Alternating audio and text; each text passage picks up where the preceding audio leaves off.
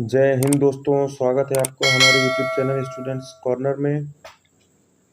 दोस्तों, हम लोग इतिहास का अध्ययन कर रहे हैं। इस श्रृंखला में हम लोगों ने पाषाण काल का अध्ययन कंप्लीट कर लिया है दोस्तों। और पाषाण काल कंप्लीट करने के बाद में अब हम लोग उसका एक एमसीक्यू देखेंगे, उसके प्रश्न हल करने की कोशिश करेंगे। ये सभी प्रश्न परीक्षा में आए हुए और बहुत ही महत्वपूर्ण प्रश्न हैं दोस्तों। इन प्रश्नों को सॉल्व करने के लिए दोस्तों आप इन प्रश्नों के 4 ऑप्शन दिए गए हैं, जिसमें से आपको सही ऑप्शन चूज़ करना है दोस्तों। प्रश्न पूरा पढ़ने के बाद में, सुनने के बाद में आप इसको पॉज़ करके और क्वेश्चन का आंसर गेस करने की कोशिश करेंगे दोस्तों। इसके बाद में क्वेश्चन पूरा होने के बाद इसका ऑप्शन बताया जाएगा। ठीक है दोस्तों, इस तरह से हम लोग आज की वीडियो रखेंगे एमसीक्यू।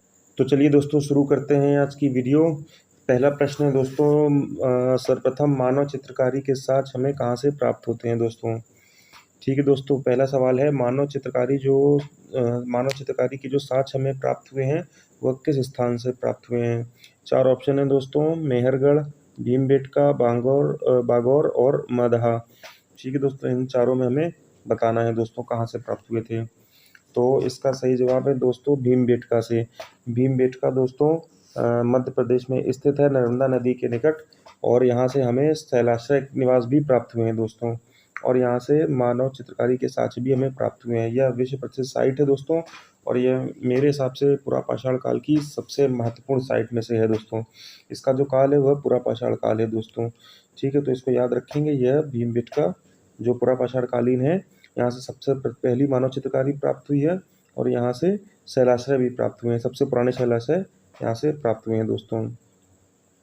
ठीक है, तो हमें इसका ऑप्शन सही होगा D, sorry B, Bhimbetka.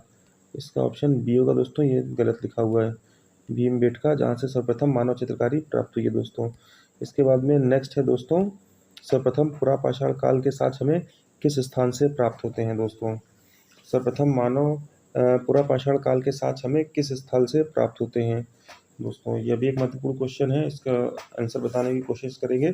Option है ए हथनौरा, बी मेहरगढ़, सी पल्लवरम और डी मगहरा। ठीक है दोस्तों, तो ये 4 ऑप्शन हैं। इसमें हम लोग यह बताने का प्रयास करेंगे कि पुरा पाषाण काल के साक्ष्य हमें किस स्थान से प्राप्त हुए हैं दोस्तों। इसका दोस्तों सही जवाब है पुरा पाषाण काल में पल्लवरम से हमें सर्वप्रथम साक्ष्य प्राप्त होते हैं दोस्तों। पल्लवरम से हमें हैंड एक्स प्राप्त होती है दोस्तों, जो डॉक्टर फ्रूट ब्रूस ने ढूंढ के निकाली थी दोस्तों। पल्लवरम महाराष्ट्र में है, मद्रास में है दोस्तों। यहाँ से सर्वप्रथम कुल्हाड़ी ढूंढ के निकाली गई थी, जो पुरा पाषाण का सबसे पहला साक्ष्य था दोस्तों। ठीक है, तो ये भी बहुत इंपॉर्टेंट क्वेश्चन है। नेक्स्ट है दोस्तों, प्राचीनतम, इसका जो ऑप्शन होगा दोस्तों वो सी होगा, पल्लवरम। ठीक है दोस्तों, नेक्स्ट क्वेश्चन है दोस्तों, प्राचीनतम कृषि के साक्ष्य किस स्थल से प्राप्त हुए हैं। प्राचीनतम कृषि के साक्ष्य हमें किस स्थल से प्राप्त हुए हैं दोस्तों। इसका ऑप्शन है दोस्तों लेवरादेव, मेहरगढ़, बागौर और कोल्डीवा। ठीक है दोस्तों, इसके ऑप्शन है लेवरादेव, मेहरगढ़, बागौर और कोल्डीवा। ठीक है, इस पर बताने का प्रयास करेंगे दोस्तों प्राचीनतम कृषि के साक्ष्य हमें किस स्थल से प्राप्त हुए हैं दोस्तों। दोस्तों, ये तीनों ही साइट बहुत महत्वपूर्ण हैं। लेवरादेव, कोल्डीवा और मेहरगढ़, तीनों जगह से हमें कृषि के साक्ष्य प्राप्त हुए हैं। इन तीनों में हमें सबसे पुराना जो कृषि का साक्ष्य प्राप्त हुआ है दोस्तों वो है लेवरादेव। लेवरादेव से हमें सबसे प्राचीनतम साक्ष्य दोस्तों प्राप्त हुए हैं, जो 8000 से 9000 वर्ष पूर्व हैं दोस्तों। ठीक है, इसके बाद में इससे पहले हमें एक स्थल पर और कृषि के साक्ष्य प्राप्त हुए दोस्तों, उसे कहते हैं कोल्डीवा। कोल्डीवा में प्राप्त हुए, इन्हें ही सबसे प्राचीन माना गया, लेकिन यह 6500 वर्ष पूर्व ही थे। और इसके बाद लेवरादेव की खोज हुई स्थल की, जो 8000 से 9000 ईसा पूर्व जिसके हमें साक्ष्य प्राप्त हुए हैं दोस्तों। ठीक है, और लेवरादेव उत्तर प्रदेश में स्थित है दोस्तों। यह संत कबीर नगर के पास में स्थित है लेवरादेव। इस प्रकार से सबसे प्राचीनतम कृषि का साक्ष्य हमें लेवरादेव से प्राप्त होता है। और ये जो साक्ष्य था ये चावल का था दोस्तों, ये भी याद रखने वाली वस्तु होगी कि चावल का हमें सर्वप्रथम साक्ष्य प्राप्त होता है दोस्तों। इसके बाद में इसका जो सही ऑप्शन होगा वो होगा ए, लेवरादेव। नेक्स्ट है दोस्तों, मिट्टी के बर्तन के प्राचीनतम साक्ष्य हमें कहाँ से प्राप्त होते हैं दोस्तों? हमें मिट्टी के बर्तन के प्राचीनतम साक्ष्य कहाँ से प्राप्त होते हैं दोस्तों? इस प्रश्न का जवाब बताने की कोशिश करेंगे दोस्तों। इसे आप पॉज कर लें और जवाब बताएं दोस्तों। मैं इसका जवाब बता रहा हूँ दोस्तों। जो मिट्टी के बर्तन के हमें प्राचीनतम साक्ष्य प्राप्त हुए हैं दोस्तों, वो हुए हमें चौपानी से, चौपानी मांडो से दोस्तों। चौपानी मांडो से हमें सर्वप्रथम सबसे पुराने मिट्टी के साक्ष्य प्राप्त हुए हैं दोस्तों। मिट्टी के बर्तनों के साक्ष्य हमें प्राप्त हुए दोस्तों। ये अभी उत्तर प्रदेश में स्थित है दोस्तों। उत्तर प्रदेश का स्थल है दोस्तों, इलाहाबाद के पास में स्थित है। यह इलाहाबाद के पास में स्थित है दोस्तों, जिसका नाम प्रयागराज कर दिया गया है। उसी के पास स्थित है चौपानी मांडो, जहाँ से मिट्टी के बर्तन के प्राचीनतम साक्ष्य हमें प्राप्त हुए हैं दोस्तों। यहाँ से झोपड़ियाँ भी प्राप्त हुई हैं दोस्तों, छत्ते जैसी झोपड़ियाँ, और यहाँ से हस्तनिर्मित मृदभांड दोस्तों प्राप्त हुए हैं। ठीक है। और जो मृदभांड प्राप्त हुआ है वह अभी तक ज्ञात सबसे प्राचीन मृदभांड है। तो इसी कारण जो चौपानी मांडो है वहाँ से मिट्टी के प्राचीनतम साक्ष्य हमें प्राप्त मिट्टी के बर्तन के। नेक्स्ट है दोस्तों, हाथी के जीवाश्म हमें कहाँ से प्राप्त हुआ है? सर्वप्रथम हाथी के जीवाश्म हमें कहाँ से प्राप्त हुआ है, जो सबसे पुराना है? ठीक है दोस्तों, इसका बताने की कोशिश करेंगे आंसर। इसमें से ऑप्शन है ए हथनौरा, बी मगहरा, सी कोल्डीवा और डी पंचमगढ़ी। ये 4 ऑप्शन है दोस्तों। इनमें से हमें यह बताना है कि हाथी के जीवाश्म सर्वप्रथम कहाँ से प्राप्त हुआ है। ठीक है दोस्तों, इसका आंसर मैं बता रहा हूँ दोस्तों। हमें हाथी का जीवाश्म हथनौरा से सर्वप्रथम प्राप्त हुआ है दोस्तों। हथनौरा से प्राप्त हुआ है। इसको याद करना बहुत ही आसान होगा दोस्तों। हथनौरा से हाथी काफ़ी मिलता जुलता शब्द है, इसलिए हथनौरा से हम याद कर सकते हैं हथनौरा शब्द। ठीक है दोस्तों, यह मध्य प्रदेश में स्थित एक स्थल है दोस्तों, जो नर्मदा नदी के निकट है, और यहाँ से मानव खोपड़ी के जीवाश्म भी प्राप्त हुए हैं। इसका जो उत्खनन था वह 1982 में सर्वप्रथम अरुण सोनकिया ने किया था दोस्तों। सर्वप्रथम अरुण सोनकिया ने 1982 में इस स्थल का, हथनौरा का उत्खनन किया था। यहाँ से हमें हाथी का प्रथम जीवाश्म प्राप्त होता है दोस्तों, सबसे पुराना। और मानव कंकाल, मानव खोपड़ी भी यहाँ से हमें प्राप्त होती है दोस्तों। यह पुरापाषाणकालीन स्थल है दोस्तों। यह भी याद रखने वाली वस्तु है कि यह पुरापाषाणकालीन स्थल है दोस्तों, हथनौरा। ठीक है दोस्तों, नेक्स्ट है 6वां क्वेश्चन, पशुपालन का प्रथम साक्ष्य हमें कहाँ से प्राप्त होता है दोस्तों? दोस्तों नेक्स्ट क्वेश्चन है, पशुपालन का साक्ष्य हमें कहाँ से प्राप्त होता है दोस्तों? इसका हमें आंसर बताना है। ठीक है। यह इसके 4 ऑप्शन है, ए मेहरगढ़, बी हथनौरा, सी बागौर और डी आदमगढ़। ठीक है दोस्तों, इसमें इन चारों ऑप्शन में से हमें उस ऑप्शन को चूज़ करना है जहाँ से पशुपालन का साक्ष्य हमें प्राप्त हुआ हो सर्वप्रथम। ठीक है दोस्तों, इसका मैं आंसर बताने जा रहा हूँ। यह है आदमगढ़। आदमगढ़ से हमें सर्वप्रथम पशुपालन का साक्ष्य प्राप्त हुआ दोस्तों। आदमगढ़ भी मध्य प्रदेश में दोस्तों स्थित है। ठीक है दोस्तों, आदमगढ़ मध्य प्रदेश में स्थित है। यह मध्य पाषाणकालीन स्थल है दोस्तों। यह मध्य पाषाणकालीन स्थल है दोस्तों। ठीक है, यह भी याद रखेंगे। आदमगढ़ मध्य पाषाणकालीन स्थल है और यह मध्य प्रदेश में स्थित है। यहाँ से पशुपालन का प्रथम साक्ष्य हमें प्राप्त होता है दोस्तों। इसके बाद में नेक्स्ट क्वेश्चन है, इसलिए इसका ऑप्शन हो जाएगा डी। ठीक है, नेक्स्ट क्वेश्चन है दोस्तों, युगल शवाधान व हड्डियों से बने उपकरण कहाँ से हमें प्राप्त होते हैं? उपकरण हो या आभूषण हो दोस्तों, दोनों क्वेश्चन में पूछा जा सकता है। युगल समाधान व हड्डियों से बने उपकरण व आभूषण, हड्डियों अथवा सींगों से बने भी हो सकते हैं दोस्तों। क्वेश्चन में सींगों से बने आभूषण भी पूछ सकता है दोस्तों। इसके 4 ऑप्शन हैं, लोहदा नाला, कोल्डीवा, मदहा, नेवास। दोस्तों हमें इसका आंसर बताना है दोस्तों कि हमें युगल समाधान और हड्डी और सींगों के उपकरण कहाँ से प्राप्त हुए हैं दोस्तों। ठीक है, इसका हमें बताना है दोस्तों। इसमें से ऑप्शन है लोधा नाला, कोल्डीवा, महदहा और नेवास। ठीक है दोस्तों, इसमें मैं सही प्रश्न का उत्तर बताने जा रहा हूँ दोस्तों। हमें प्राप्त हुआ है महदहा से दोस्तों। युगल समाधान और हड्डी व सींगों से बने उपकरण व आभूषण हमें सर्वप्रथम महदहा से दोस्तों प्राप्त हुए हैं। यह उत्तर प्रदेश की एक साइट है दोस्तों, और यह मध्य पाषाणकालीन स्थल की साइट, मध्य पाषाणकालीन स्थल है दोस्तों। ठीक है, सही आंसर इसका होगा सी, महदहा। महदहा में दोस्तों हमें सींग व हड्डी के उपकरण व आभूषण मिले हैं, व स्त्री पुरुष एक साथ दफनाने के साक्ष्य भी प्राप्त हुए हैं, जिसे युगल समाधान दोस्तों कहते हैं। तो इसका सही आंसर हो जाएगा सी, महदहा। नेक्स्ट क्वेश्चन है दोस्तों, मातृ देवी की प्रतिमा का सर्वप्रथम हमें कहाँ से प्राप्त होती है? मातृ देवी की प्रतिमा हमें सर्वप्रथम कहाँ से प्राप्त होती है दोस्तों? एक हिंट देता हूँ दोस्तों, यहाँ ये जो प्रतिमा हमें प्राप्त हुई है, यह अस्थियों से बनी हुई प्रतिमा प्राप्त हुई है। ठीक है दोस्तों, इसका ऑप्शन है पंचमगढ़ी, लोधानाला, मादहा और भीमबेटका दोस्तों। ठीक है, ये इसके 4 ऑप्शन हैं, हमें इनमें से सिलेक्ट करना है कि माता देवी की प्रतिमा सर्वप्रथम हमें कहाँ से प्राप्त होती है दोस्तों। ठीक है, इसका आंसर बताएंगे दोस्तों। ऑप्शन है पंचमगढ़ी, लोधानाला, मादहा और भीमबेटका। ठीक है दोस्तों, तो इसका जो सही आंसर है वो है लोधानाला दोस्तों। लोधानाला यूपी की एक साइट है दोस्तों, यूपी में स्थित है, और यह पूरा पाषाणकालीन है दोस्तों, यह पूरा पाषाणकालीन स्थल है। ठीक है दोस्तों, तो ये भी याद रखेंगे कि लोधानाला पूरा पाषाणकालीन स्थल है और उत्तर प्रदेश में स्थित है दोस्तों। यहाँ से बोलन नदी घाटी में विश्व का सबसे प्राचीनतम जो माता देवी की प्रतिमा है वो प्राप्त हुई है दोस्तों। नदी घाटी का भी नाम याद रखेंगे, बोलन नदी घाटी। ठीक है दोस्तों, इसके बाद में 9th है दोस्तों, रॉबर्ट फ्रूट ब्रूस जो थे वो क्या थे? एक सॉरी दोस्तों, एक सेकंड, वह क्या थे?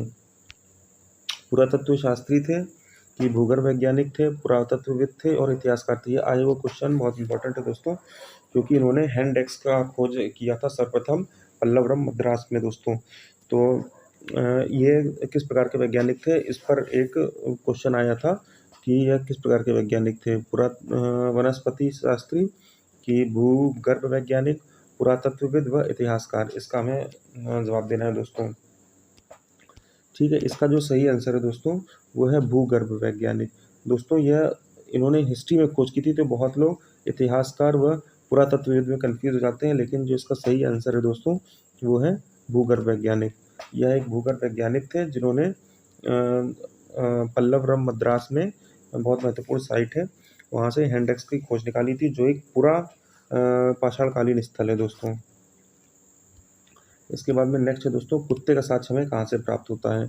ठीक है, इसमें 4 ऑप्शन दिए हैं दोस्तों, बागौर, महदहा, आदमगढ़ और हथनौरा। ये चारों जगह दी गई हैं, इनमें से हमें सेलेक्ट करना है कि कहाँ से प्राप्त हुआ था। ऑप्शन है इसके पहले व तीसरे से, ऑप्शन दोस्तों है इसका पहले व तीसरे से, यानी बागौर और आदमगढ़ से। दूसरा है दूसरा, तीसरा और चौथा दोस्तों, दूसरा, तीसरा और चौथा। एक सेकंड दोस्तों, दूसरा, तीसरा और चौथा, यानी कि महदहा, आदमगढ़ और हथनौरा, यहाँ से। सी है दोस्तों, चारों जगह से, पहला, दूसरा, तीसरा, चौथा, यानी कि चारों स्थल से हमें प्राप्त हुआ है। फोर्थ है दोस्तों तीसरा, दूसरा और चौथा, महदहा और हथनौरा से। इसमें हमें बताना है दोस्तों कि कुत्ते का साक्ष्य हमें कहाँ से प्राप्त हुआ है दोस्तों। तो इसका सही आंसर मैं बताने जा रहा हूँ दोस्तों। इसका सही आंसर है वो है पहला, यानी कि बागौर और आदमगढ़ से दोस्तों। इन दोनों जगह से सम्मिलित रूप से कुत्ते के साक्ष्य हमें प्राप्त हुए हैं दोस्तों। बागौर राजस्थान की साइट है दोस्तों, और आदमगढ़ जो है वो एमपी की साइट है दोस्तों। जो बागौर है वो राजस्थान की साइट है, और आदमगढ़ मध्य प्रदेश की साइट है दोस्तों। ठीक है, यहाँ से हमें कुत्ते के साक्ष्य प्राप्त हुए हैं दोस्तों। बागौर, एक चीज़ और ध्यान रखेंगे दोस्तों, जो बागौर राजस्थान की साइट है वह मध्य पाषाण काल की सबसे बड़ी साइट है दोस्तों। मध्य पाषाण काल में अब तक की खोजी गई सबसे बड़ी साइट का नाम बागौर है दोस्तों, जो राजस्थान में स्थित है। ठीक है दोस्तों, इसका जो उत्खनन है वो बीएन मिश्र द्वारा किया गया था। नेक्स्ट क्वेश्चन है दोस्तों, आधुनिक मानव का उदय किस युग में माना जाता है? ठीक है दोस्तों, यह पृथ्वी के काल से संबंधित है। आधुनिक मानव का उदय किस युग में माना जाता है? प्लीस्टोसीन युग, हेलोसीन युग, मायोसीन युग और प्यूयोसीन युग। ठीक है दोस्तों, तो इसमें हमें आंसर करना है आधुनिक मानव का उदय किस युग में माना जाता है? प्लीस्टोसीन युग, होलोसीन युग और प्यूयोसीन युग और मायोसीन युग।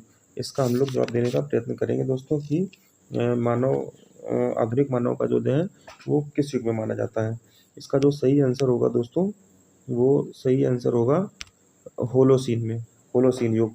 दोस्तों बहुत से लोग प्लीस्टोसीन युग विचार करते हैं और इसका टिक करते हैं, लेकिन यह दोस्तों यह आदिम मानव जो जिसकी उत्पत्ति हुई थी वो हुई थी प्लीस्टोसीन युग से, लेकिन जो आधुनिक मानव हुआ था वो सबसे अंतिम युग हीलोसीन युग में होलोसीन युग में उत्पत्त हुआ था दोस्तों।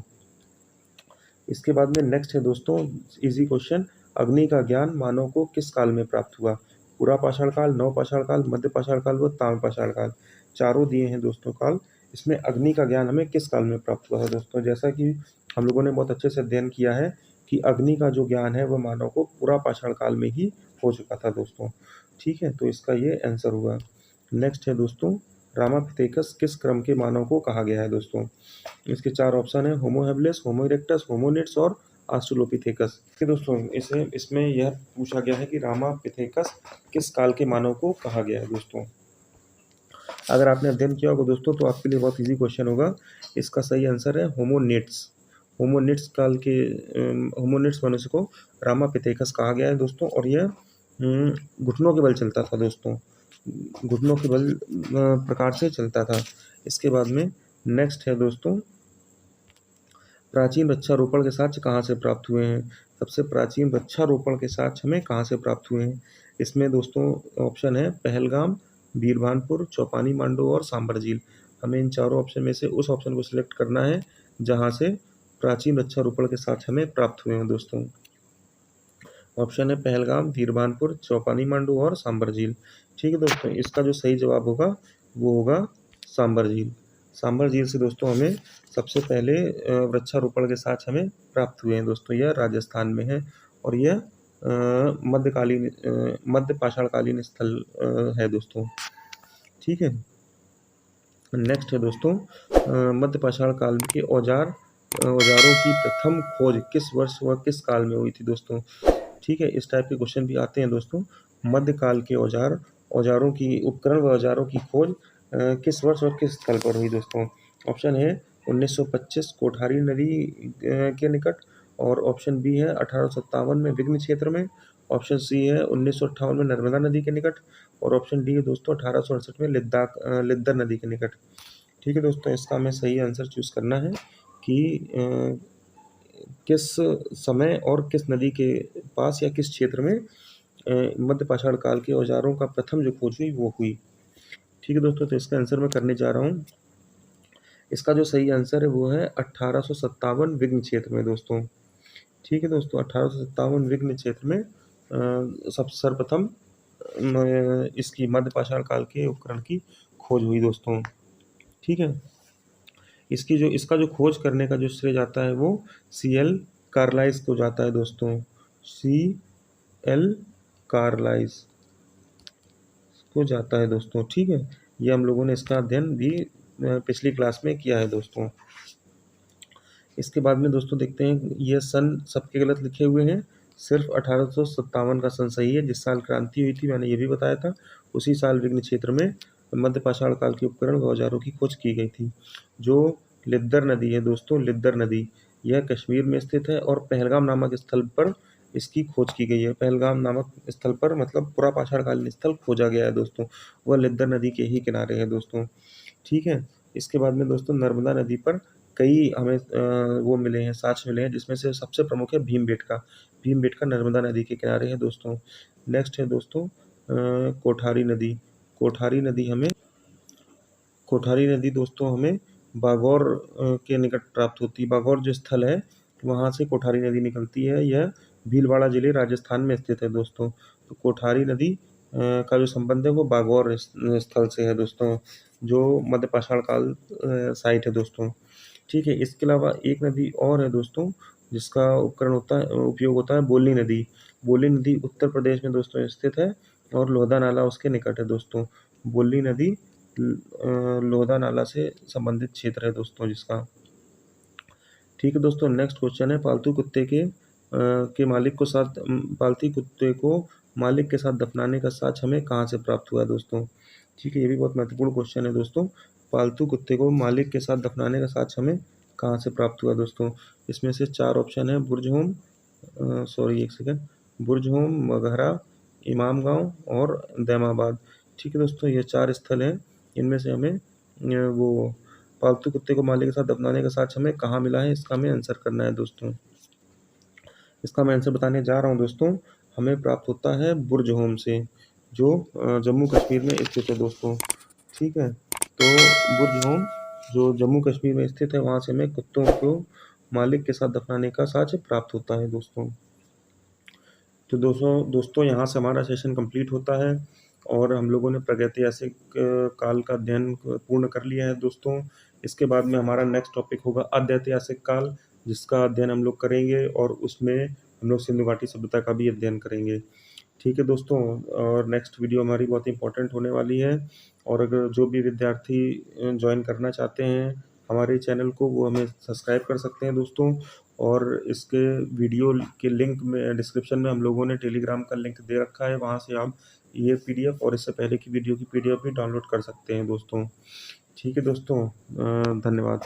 जय हिंद, जय भारत।